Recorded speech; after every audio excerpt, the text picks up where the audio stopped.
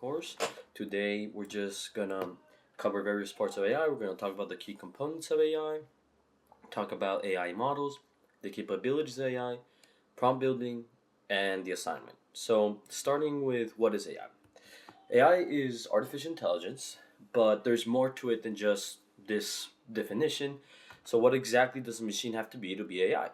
So, AI, at least in the tech space, is made of six components: the machine learning part, which here is where all the algorithms that allow the system to learn and improve are located. And this is normally not what is explicitly programmed. This is normally a bunch of like equations that were programmed beforehand, and then the machine itself adapts. Deep learning is a subset of machine learning that uses artificial neural networks to model complex patterns in data. To put it another way, this is more like connected thoughts in your mind. Deep learning would be like various connected thoughts that you can use to establish a pattern. For example, let's say you had pig, cow, and chicken.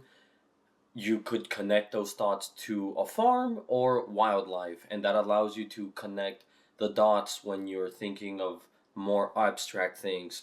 For example, or another example would be if I gave you uh, like some set of colors, you could distinguish whether I'm talking about warm, cold colors or I'm talking about primary colors or something like that. Neural networks is exactly as what I was talking about before. It is a series of algorithms that mimic the human brain structure to recognize relationships in data. So, what I said previously, this is how you link things together, whether in a complex or very simplified fashion. And then there's the NLPs, or the natural language processing. This is basically how the computer speaks in English or in a sensible way. This is what structures the sentences and the responses to you when you're using ChatGPT or other AIs. Computer vision, this is just the part of the computer that can recognize images, text, PDFs, files, anything that one could categorize as having to be visually seen. Or it's also the part that creates images and videos. And then there's cognitive computing, which is just program that simulates the process of thinking for the machine and allows it to have a problem solving methodology as it goes on. So the good and bad from a human POV. So the good, it decreases workload. So if you're very saturated with work, don't have much time, you can definitely rely on it to help you write or polish an essay if you don't really have the time to go line by line, fix grammatical errors, or improve the structure of a sentence. This could be a very helpful tool. Then you have it can help you with speeding research as a college student, and as something you will experience a lot when you grow older is that you're going to have to do research on the work you're doing, or research on a paper you have to write, or research on some lab report you have to make. This can definitely help you find more articles that are more related to what you're looking up easier and faster. It can also, as I said previously help you with writing. It's really good at writing. It's actually one of its strong suits, so I would really recommend it, but don't over rely on it. We'll talk about that on the bad side in the human POV. And then can help with understanding complex concepts. It is really hard when you have a teacher who explains things in only one fashion. ChatGPT allows you to explain things in various different ways, whether producing other images, giving you links, giving you practice problems. It allows you to approach learning in the way that best fits you. So I would really like push you to use it to learn things that your teacher didn't explain well, or a concept that you just didn't get to clearly. And the bad parts of AI, you have over reliance. Over reliance is just exactly as it sounds. We are becoming too reliant on it. We use it too much, and sometimes we don't even think for ourselves when we're working on stuff. A lot of you have probably maybe given ChatGPT an entire essay to write, and you guys didn't even write one word of the essay and then turned that in. That is over reliance and can affect you in the long run because you forget half of the things that are required to know for writing. So you probably won't notice it now, but if you probably sat down and didn't ask ChatGPT to write you an essay, you probably would forget half of the grammatical rules that they taught you back in like middle school or high school right now. There's also an ethical problem. AI is very fast and has access to a lot of data from a lot of creative works. And one could say that some of the work or some of the things it uses to write your paper or create images are stolen from other authors or other artists. And one could debate that that's an ethical issue. And also, one could say it's plagiarism because you're not the one writing it, it's actually AI writing it. Now, the problem in general, AI is biased data. AI trains itself on the data that's in the internet, which means some of the data out there could be wrong. And because there's so much of it, the AI will consider it fact. This is not true half of the time, so you have to be careful. False information, sometimes it doesn't find the most accurate file. Instead, it finds the most popular file. So if you look up a news report and the most popular thing is some fake news article or something that's just a joke, but it was really famous, it would consider that as relevant information, even though it's false. It lacks transparency. It doesn't tell you where it gets information from. It doesn't tell you how it got to a conclusion, so it could be completely wrong. And that is kind of dangerous because the information that you could be using could be outdated or extremely wrong. It's a probability based algorithm. Most AI uses probability to find its answer. So it doesn't mean it's the right choice, it means that's probably the most accurate choice. But this can be severely wrong because, as I said previously, you could have data that leans to the wrong answer a lot more, and the probability equation will say, oh, this is the right answer, but it isn't. And then data privacy and security risk. Anything you give to AI, it uses to train itself. So any personal questions you ask, it's probably now in the data set. So if you're working with a company that has very risky information or you're giving AI very personal information, this is now property of the company that they use to train the AI. So please be careful. Now, AI models. There's been a various AI models through history. AI is not a new concept. It's existed since the 1950s. It's just that the idea of intelligence switches. It becomes more advanced. Before, you had things like Connectron, who was very good at making simple calculations and adapting based on what you said to it, but it wasn't great. And as we went through the years, the intelligence went up, and we achieved this thing called the deep learning era, where we had machines that could compute more complex questions. Now, the popular AI models you're going to see out there are Copilot, Gemini, OpenAI, DeepSeek. There's a lot more out there, but these are the most used as of now. But the one we're going to focus on is OpenAI, since it's probably the most famous one that we all know and probably the biggest. So, starting with ChatGPT, there are three models that ChatGPT provides. There's ChatGPT Pro, there's ChatGPT Mini, and ChatGPT Image. Pro is used for more advanced concepts, more complex tasks. Mini is for fast computations and short answers. And Image, as you could probably assume, is used to create and process images. So, moving on, capabilities of ChatGPT. When ChatGPT can be split in a reasoning model, and this reasoning model has six tools. It can search lightly through the internet, so these are for quick answers. It can deep search the internet, so this is for more more complex tasks, answers that are not as black and white, require a lot more colorful answers. So this is what deep search is mostly for. You have the image and video input and generation, which basically is what it sounds like. It just creates images or videos or analyzes images and responds to you. Then there's the file upload. There's the data analysis. This counts from tables to equations to a bunch of numerical concepts. And then agents is basically a more independent AI in which it uses all its tools to its advantage to accomplish a task as it goes. So the other ones would probably just do a search around what you search up. Agent is more independent. It will actually branch out to approach it from different aspects. And this is normally used for very complex tasks. And then GPTs is also has all these six categories, but GPTs can then be split into personal ChatGPTs and public ChatGPTs. And just to tell you the distinction is that personal ChatGPTs is something are specific ChatGPTs for tasks that you want to accomplish. So these are things that you probably do these are based on things that you probably do a lot, and no one else has access to them but you.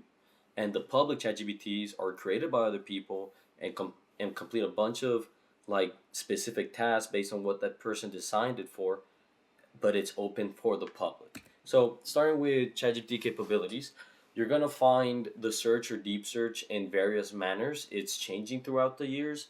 I think now it's called thinking for deep search, and search is just the basic now. You don't have to actually select anything for search. But either way, we're just going to cover these capabilities. So, web search, as we just said, this is a shallow search of the internet, looks up quickly what the an answer the question you asked it, and it tries to output this in about 5 minutes, maybe if not less. And deep search, this is for more complex inquiries. This almost searches the entire internet, does a multi-step research, and provides sources and gives you structured output depending on the question that you asked it. It might even prompt you to put more information if it requires more information to do its deep search. So this is for more complex thinking. Now, input image generation is simply you can either give it an image or a video to analyze and then get a response from that depending on your question, or you can ask it to generate or produce an image or a video. So then you have ChatGPT capabilities of file uploads. This is quite simply you can upload PDFs, docs, any other file type format, and the AI is able to analyze it and then respond based on the material you provided. Then there's data analysis. This you can be a spreadsheet, a CSV file, a bunch of structured data that you want to pass it so it can analyze it and give you an answer or clean the data or generate new data. And ChatGPT will do it. And ChatGPT also has the capabilities to make tables or scatter plots if it needs. Now, personalized ChatGPTs is what we're talked about. You can make your own ChatGPT based on the task that you want to accomplish specifically. You can train it with the data you want, and its entire purpose is to complete one specific task. It's not like the other GPT, which can answer various questions. This one is more for a specific task, like data analysis, or an AI that's purely based on file reading. That's what that means. And as I said previously, a lot of people have made their own ChatGPTs and then made them public for usage, and you can look these up in ChatGPT. Now, agents, as we said, this is work on tasks simultaneously and access more advanced features, as well as make their own decisions to progress with the task. I already mentioned this and how independent they are when it comes to doing research. And ChatGPT has also added some new capabilities that are separate from the basic things, which is the temporary chats. This is for sensitive information or data that you don't want to be used in the AI or that you don't want the company to keep. This has no history of chat. This means when you make a query, you make a question to ChatGPT, once you close the tab or you click out of this chat, the chat deletes itself. It doesn't store anything. So if you ever need to ask very sensitive information, I suggest using temporary chat. Now, the new things are grouped, ChatGPT grouped, which allows you to work on like a chat in ChatGPT with multiple people, just in case you're working on a project that requires other people's contributions, and you can monitor their queries as well as give the machine more perspectives of the other people who are working on the project with you.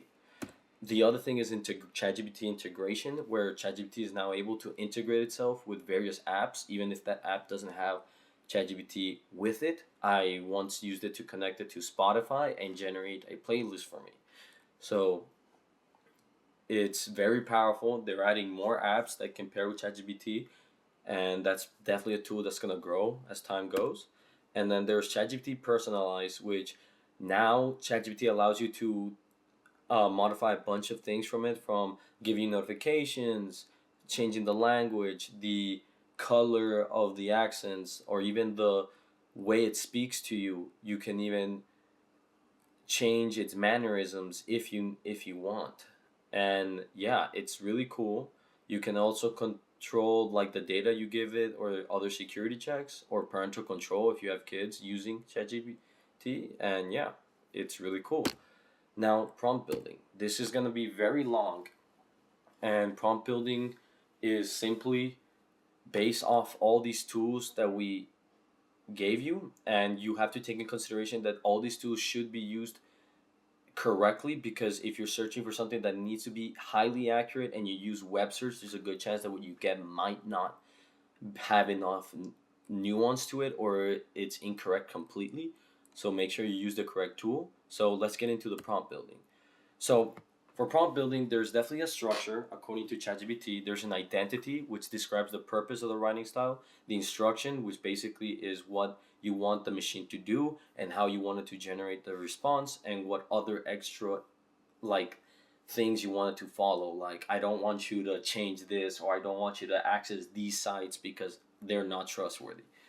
You can also provide an example in the structure, and then after that you can provide context if it exists. So basically, if you ever have like a math problem, you could say, I'm doing a, the identity would be, the problem here would is for a math, the problem that I want to address is a math problem for calculus 3 or something like that. The instruction I'm giving you is the following problem. I want you to answer in 4 bullet points, and I want you to give me step by step of how to get to the final answer. Avoid using this method, and then you give it an example question with an example answer to make it more accurate, and knows the process of solving the calculus 3 problem.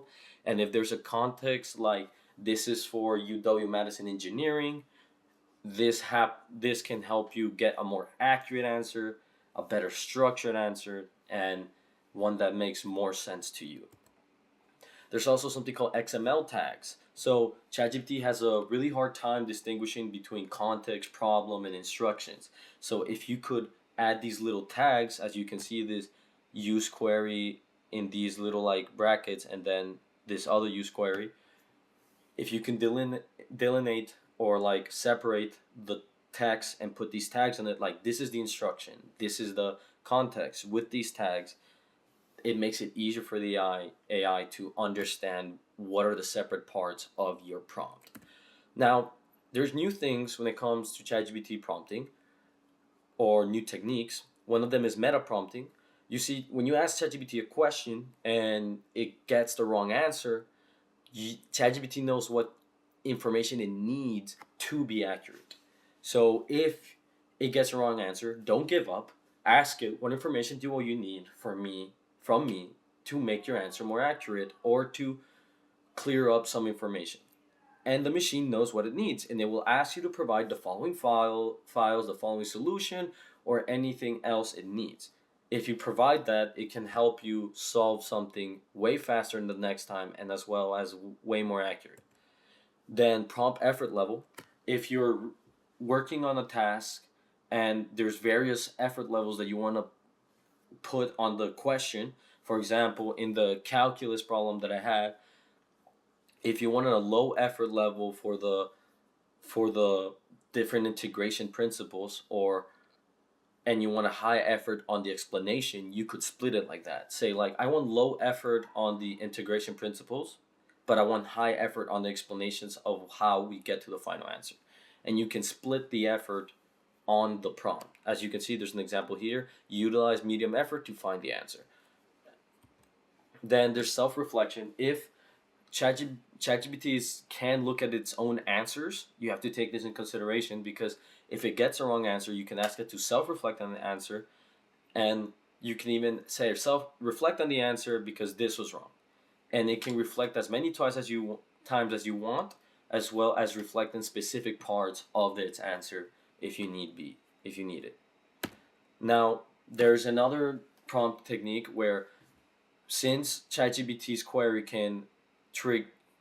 doesn't automatically trigger tools, you can make it trigger tools in the prompt. And this means if I'm asking something and I really need multiple tools to be used, like I need image generation plus I need deep thinking, I can prompt the machine to use both in the prompt. I can say, oh, I want you to look into solar flares and I want you to use image processing to show me to make a diagram, and use deep thinking to find good information with sources. And that's how you use prompt tool calls to prompt the machine to use different tools in its arsenal to get you a better solution. There's other techniques. There's iterative refinement. Basically means consistently talk to the machine, correct it, reprompt, correct, reprompt until you get the answer you want. Or you can ask it to change tone or how it expresses itself to maybe make the answer more clear to you. There's also prompt training. As I said, you can give it examples or sample data with a sample solution in order to train it to how to solve a problem.